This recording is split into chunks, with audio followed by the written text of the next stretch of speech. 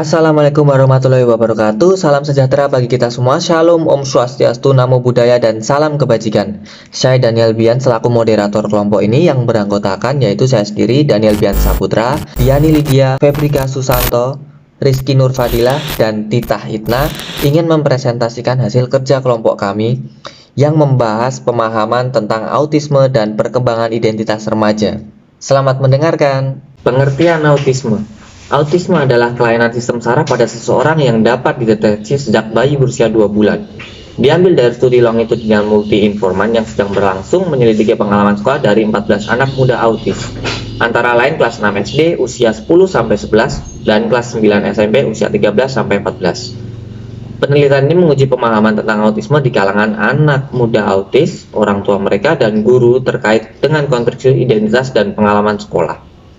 Untuk kaum muda dalam penelitian ini, memahami apa yang dimaksud dengan menjadi autis dan menerima mereka terhadapnya. Berubah dan dibuka dalam konteks yang lebih luas dari mereka perkembangan remaja saat mereka tumbuh dengan diagnosis. Dr. Melly Buniman pada tahun 2000 menyatakan perbandingan anak autis adalah 1:500. Artinya setiap 500 anak terdapat satu anak penyandang autis. 4 tahun kemudian, Menteri Kesehatan Siti Fadila Supari menyatakan jumlah anak penyandang autis adalah 475.000.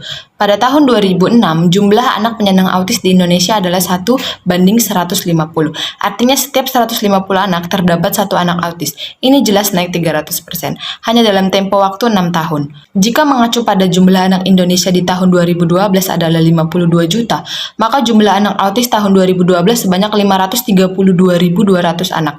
Jika pertambahan anak autis tiap tahun sebesar 53.220 anak dan tiap hari kebanjiran penyandang autis sebanyak 147 anak dari tahun 2012 sampai tahun 2021.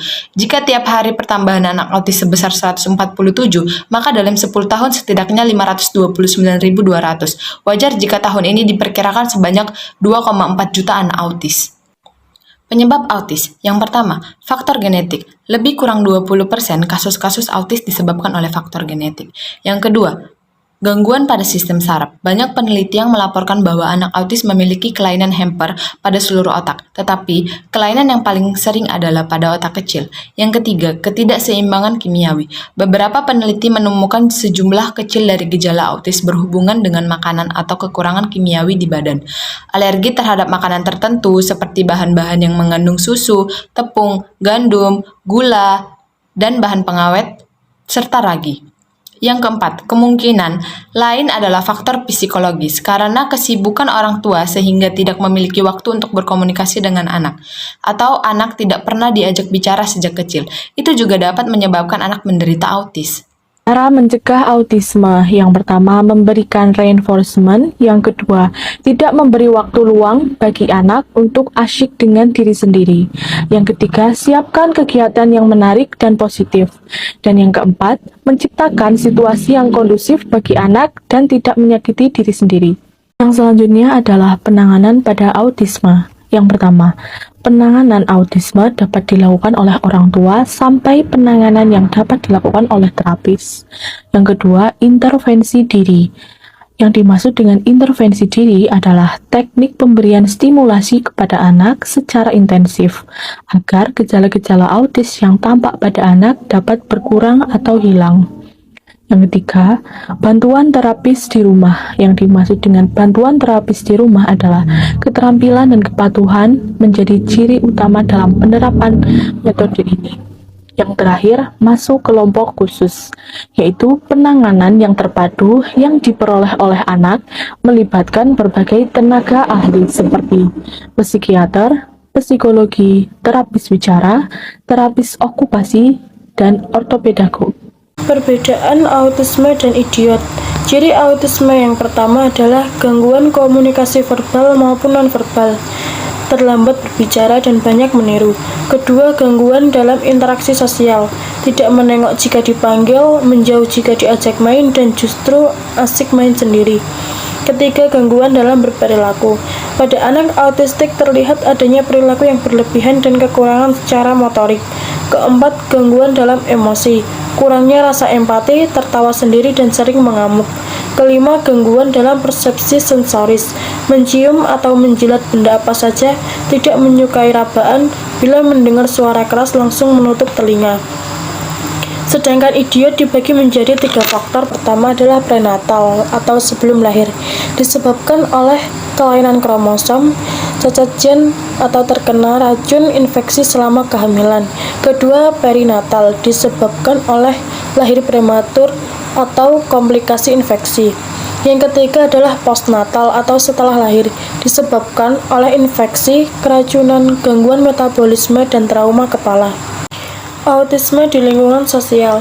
Dr. Joko Yuwono MPD atau dosen PLB Universitas 11 Maret menerangkan perihal pentingnya seorang guru, terapis, orang tua, keluarga atau siapa saja yang hidup bersama anak autis sebaiknya mengenali anak autis secara detail. Untuk itulah orang-orang itu menjadi bagian penting untuk mengenali, memahami sampai detail terkait dengan problem-problem dan kemampuan anak autis tersebut. Anak dengan gangguan autisme biasanya juga kurang peka akan bahaya, sehingga segala kemungkinan potensi lingkungan yang bisa membahayakan diri dan orang lain perlu diperhatikan secara seksama. Sebagai contoh, meminimalisir adanya benda tajam atau benda pecah belah berada di ruangan kelas, menghindari bagian ruangan yang berpotensi bahaya seperti tangga curam atau balkon terbuka. Termasuk dekor ruangan dan penempatan sarana-prasarana kelas perlu dipikirkan dengan baik. Autisme di dalam pendidikan.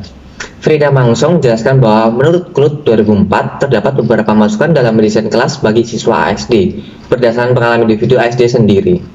Saran mereka antara lain adalah pencahayaan. Pencahayaan dalam kelas seringkali menjadi masalah bagi siswa autisme. Apabila hal ini terjadi, guru perlu bereksperimen dengan berbagai cara menggunakan lampu. Guru dapat menggunakan lampu yang kurang terang di dalam kelas atau menyalakan lampu bagian depan dan mematikan lampu di bagian belakang. Hal ini penting untuk diperhatikan dalam menghindari anak-anak yang memiliki masalah sensori.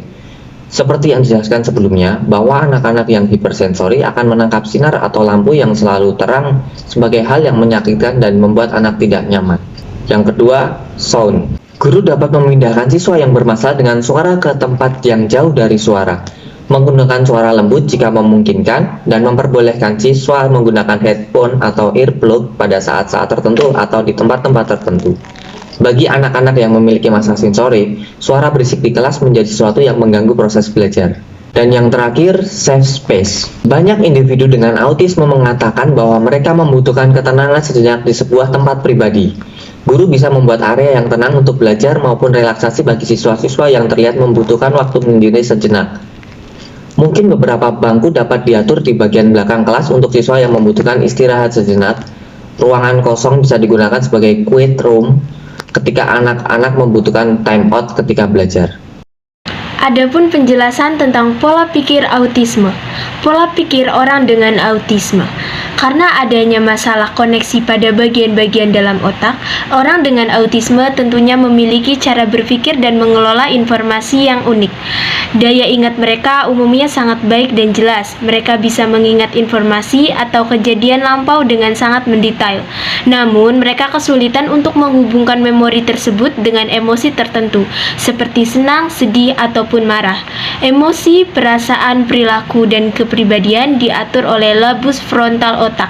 Jika bagian ini terganggu, tentunya fungsinya juga akan berkurang. Orang dengan autisme pun akan kesulitan untuk memahami serta mendalami emosi, perasaan, perilaku, dan kepribadian diri sendiri serta orang lain. Inilah yang menyebabkan beberapa orang dengan autisme susah berinteraksi dan membangun relasi yang kuat dengan orang lain. Mereka akan kesulitan mengartikan apakah ekspresi wajah yang Anda buat berarti Anda senang atau bahagia kepada mereka. Mereka sendiri terkadang tak bisa mengungkapkan apa yang mereka rasakan dan apa penyebabnya. Maka orang dengan autisme bisa saja tiba-tiba merajuk karena alasan tertentu. Mereka juga bisa saja tiba-tiba senang ataupun sedih. Mereka biasanya tidak menyukai perubahan dan hal-hal yang tak biasa diprediksi. Sedangkan untuk urusan membaca pola, berhitung, dan menarik kesimpulan yang logis, mereka yang berada dalam spektrum autisme biasanya justru jauh lebih mahir dari orang-orang kebanyakan. Tak sedikit anak dengan autisme sudah lancar membaca di usia 3 tahun. Mereka juga mampu menyerap banyak kosakata dan mengerjakan soal matematika untuk siswa sekolah dasar. Berkat kemampuan mereka memahami pola dengan baik, orang dengan autisme cenderung pandai memakaikan alat musik. Selain itu, ingatan visual yang tajam disertai dengan imajinasi yang menjadi mereka yang mengidap autisme sebagian seniman atau pelukis yang cakap.